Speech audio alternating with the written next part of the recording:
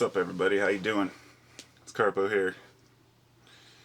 It's been a really long night. I slept about 2 hours and it was sitting up most of the time. My sciatic pain had gotten to me to where it was the most excruciating pain I've ever had. So I'm kind of haggard. So if I seem haggard, that's probably why. But I just wanted to address this funny issue, this idea that people have that that everything in this world's a fraud and that the wool's being pulled over our eyes, in the sense that this one particular I saw a comment on one of my subscribers' pages, and it was kind of a rude comment, and so I went to the guy's page to check it out to see what he was about, and he had a lot of videos and he seemed to be kind of organized, so I thought, maybe he's a legitimate, dude that's got some stuff to say.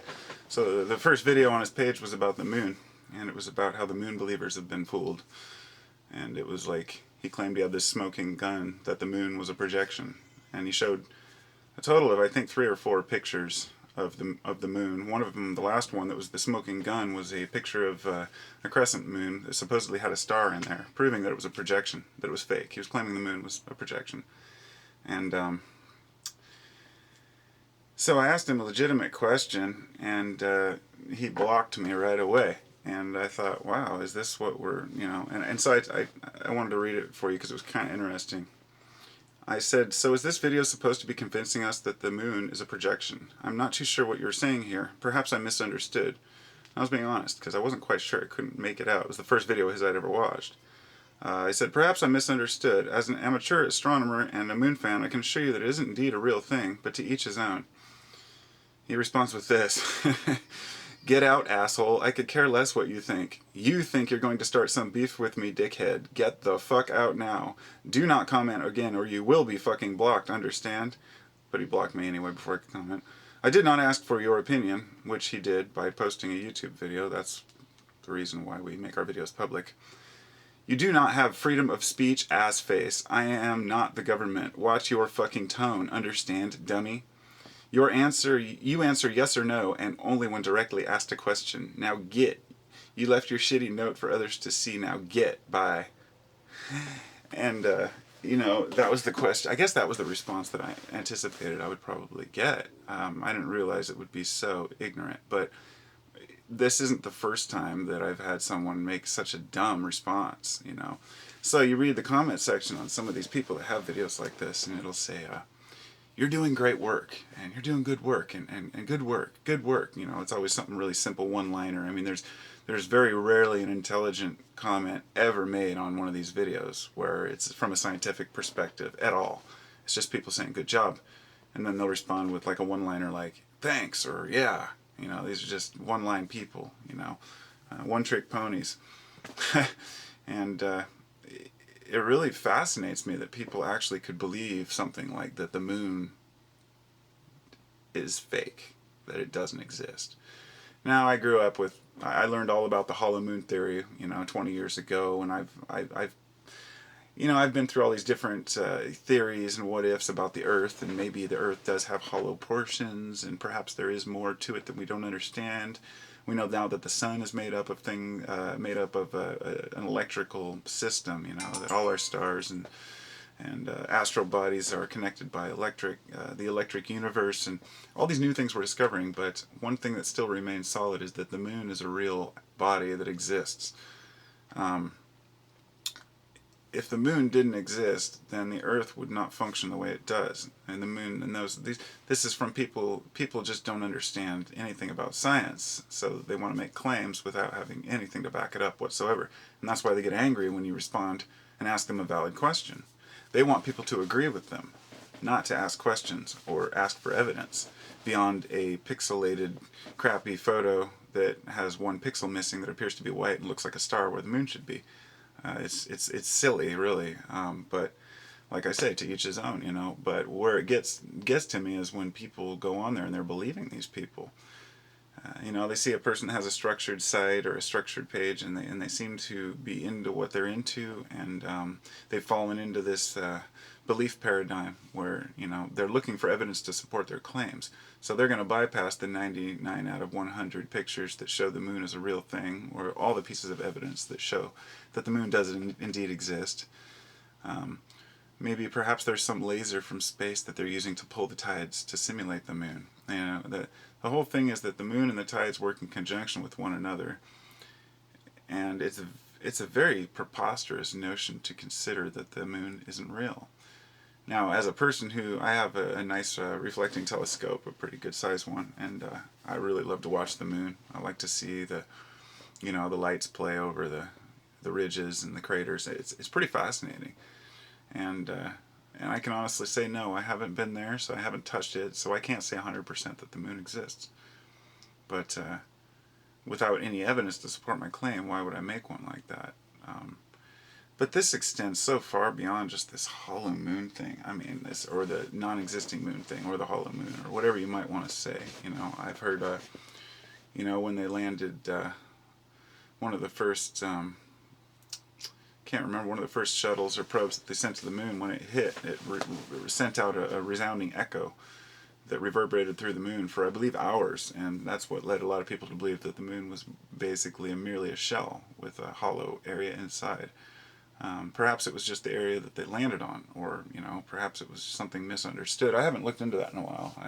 I find it interesting, though, and it's fun when you make a video and people make a comment on it, and you can be rational and say, oh yeah, you might be right, I could have a mistake here. But the depth to which this extends, we've got people making videos about everything you can imagine. I mean, everything has become... it's a lot easier to think of everything as the Matrix or an illusion in order to kind of opt out of, I guess, trying to process things for what they are. I mean, but the moon? Really? Now that's one that just, I don't understand. I mean, a rational mind can think irrational things, but something like that is just beyond me. I don't understand it. And luckily, most of the people tend to flock to these sites are folks, because I've asked people, you know, what do you think about this, that the moon doesn't exist? Or what do you think about the fact that the UFO projections, or the moon projection, or the hollow moon and hollow earth? And majority of people I've talked to don't even know what I'm talking about. So at one time I always thought that was, oh, I wish they knew more. Now I'm glad that they don't. Because, you know, people have enough to think about without worrying that that the moon is fake. That's just silly. I'm just still dumbfounded with that idea. Not the idea that one person could really believe that or make a video about it, or that one person could contemplate it, but that a person would defend his point of view with such vigor that he would knock someone down merely for asking a question. So it's like when people make a video and they say, oh, I don't care about your opinion, well then, you know, you shouldn't have made a public video, because people are going to give you their opinion. Yeah, sometimes I've been told shit I don't want to hear. Yeah, later I can admit that maybe I need to rethink my ideas.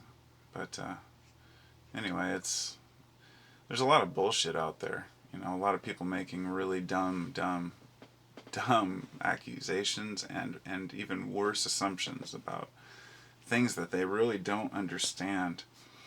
And luckily they don't tend to attract people with too high of intelligence, because they just kind of laugh it off. But I encourage more people with intelligent comments to go to some of these videos and ask valid questions, because I think people need to be confronted with things that they're presenting, just like we confront the news, because the media portrays you know, society, an image of society, and if it's portraying the wrong image of society and we feel like we're being lied to, we speak out against the news. So likewise, we're going to speak out against each other. You know, I mean,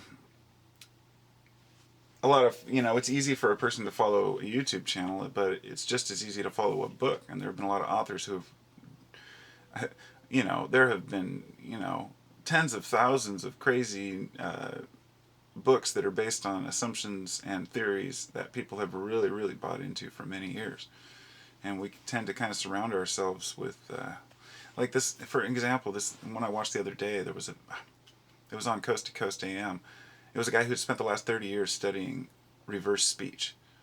And it all started when him hearing about certain songs like the Beatles or Sabbath, where you play it backwards and it says certain things.